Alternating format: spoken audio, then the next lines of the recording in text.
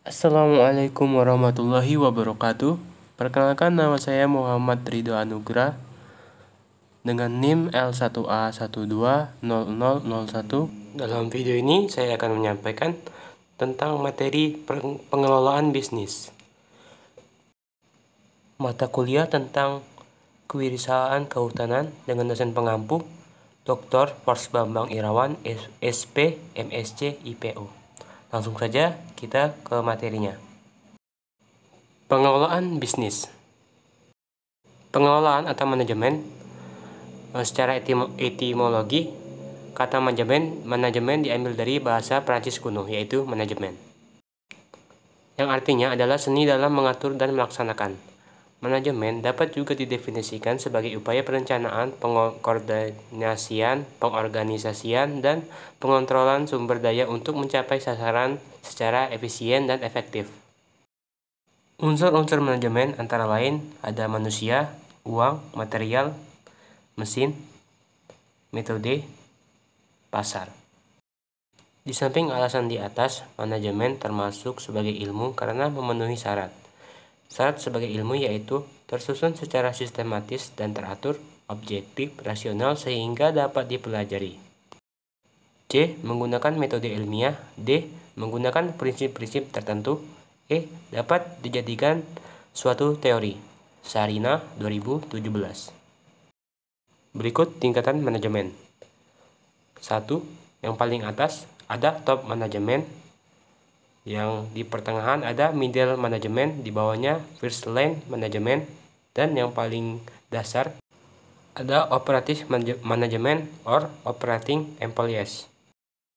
Gambar yang disajikan menunjukkan bahwa manajemen puncak atau top management berkaitan dengan tingkatan strategik yang berperan dalam menentukan arah sebuah organisasi.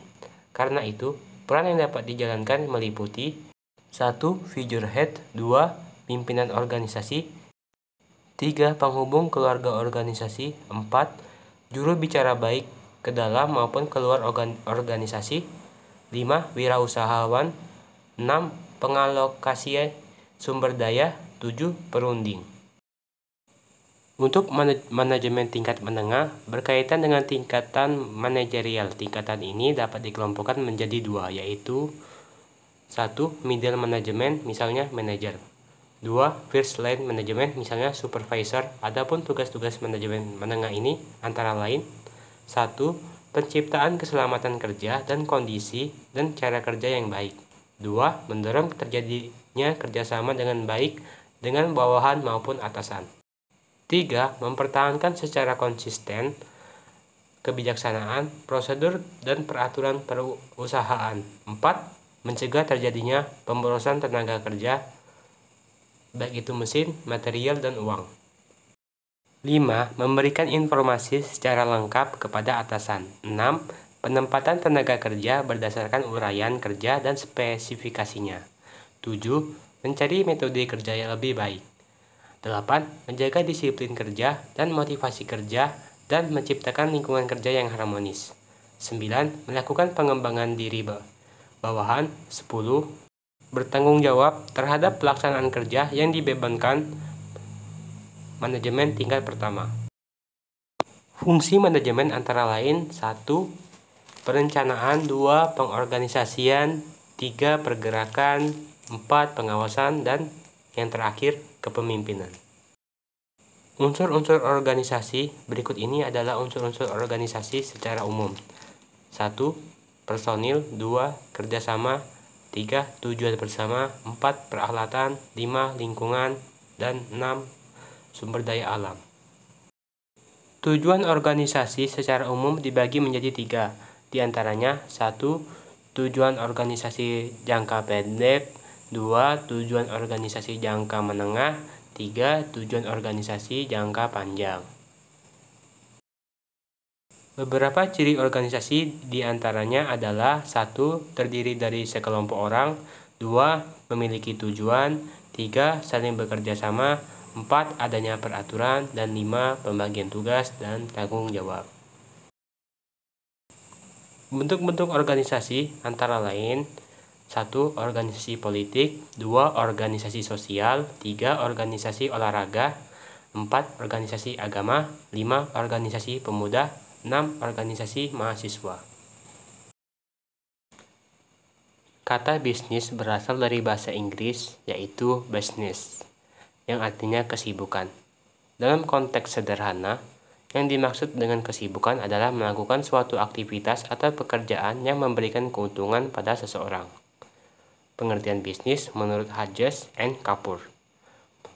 Menurut Hodges dan Kapur, definisi bisnis adalah suatu kegiatan individu yang terorganisasi untuk menghasilkan dan menjual barang dan jasa guna mendapatkan keuntungan dalam memenuhi kebutuhan sehari-hari. Berikut tujuan yang biasanya ingin dicapai organisasi bisnis, yaitu 1. Pemenuhan kebutuhan dan keinginan konsumen. 2. Keuntungan usaha. 3. Pertumbuhan dan perkembangan yang berkelanjutan. 4. Mengatasi berbagai risiko. Dan 5. Tanggung jawab sosial. Banyak usaha yang mulai peduli terhadap lingkungan sosial selain mengejar keuntungan. Bentuk-bentuk organisasi bisnis. 1. Badan usaha perorangan, perusahaan perorangan. 2. Persekutuan firma, persekutuan komanditer, dan perseroan terbatas. Prinsip business plan. Adapun prinsip-prinsip dalam perencanaan usaha yaitu sebagai berikut. 1. Perencanaan usaha harus dapat diterima oleh semua pihak. 2. Perencanaan usaha harus fleksibel dan realistis. 3. Perencanaan usaha harus mencakup seluruh aspek kegiatan usaha. 4. Perencanaan usaha harus merumuskan cara-cara kerja yang efektif dan efisien. Manfaat business plan antara lain: 1. Membimbing jalannya kegiatan usaha. 2. Mengamankan kelangsungan hidup usaha. 3. Mengembangkan kemampuan manajerial di bidang usaha. 4. Sebagai pedoman atau petunjuk bagi pimpinan perusahaan di dalam menjalankan usahanya. 5. Mengetahui apa-apa yang akan terjadi dalam usaha. 6. Sebagai alat berkomunikasi dalam usaha. 7. Sebagai alat untuk memperkecil risiko usaha. 8. Memperbesar peluang usaha, peluang untuk mencapai laba. 9. Memudahkan perolehan bantuan kredit modal dari bank. Dan 10. Sebagai pedoman di dalam pengawasan. Berbagai jenis kegiatan business plan diantaranya: 1. Mempelajari dan meramalkan masa depan usaha. 2. Menentukan sasaran beserta fasilitas yang diperlukan dalam usaha. 3. Membuat program kerja dan perhitungan usaha. 4. Menentukan prosedur kerja di dalam usaha. 5. Menentukan rencana anggaran usaha. Dan 6. Membuat kebijaksanaan usaha. Apa saja yang penting dalam sebuah perencanaan? Secara garis besar, isi perencanaan usaha yang dibuat harus memikirkan, menimbang-nimbang, memutuskan, dan menentukan hal-hal berikut ini. 1. Apa yang akan dikerjakan dalam usaha. 2. Kapan pekerjaan usaha itu akan dilaksanakan. 3. Bagaimana cara mengerjakan pekerjaan usaha. 4. Siapa saja yang ditugaskan untuk melakukan pekerjaan usaha. 5. Di mana pekerjaan usaha akan dilaksanakan dan mengapa harus dikerjakan. Komponen-komponen utama yang dianjurkan ada dalam sebuah perencanaan bisnis dan secara garis besar isinya adalah sebagai berikut. 1. Ringkasan. 2. Deskripsi perusahaan. 3. Barang atau jasa yang diproduksi atau dipasarkan. 4. Analisis aspek pasar, berisi gambaran tentang peluang bisnis dan prospeknya. Kondisi persaingan, bagaimana bentuk atau kondisi pasar, bersaing ketat, berebut konsumen. Dan tentang posisi perusahaan dalam pasar yang perlu dibahas. Berikutnya, analisis aspek teknik atau produksi. 6. Analisis aspek manajemen. Dan 7. Analisis aspek finansial dan keuangan. Sekian dari saya. Apabila ada kekurangan dan kesalahan dalam menyampaikan materi, mohon dimaafkan dan dikoreksi melalui kolom komentar. Terima kasih. Saya akhiri. Wassalamualaikum warahmatullahi wabarakatuh.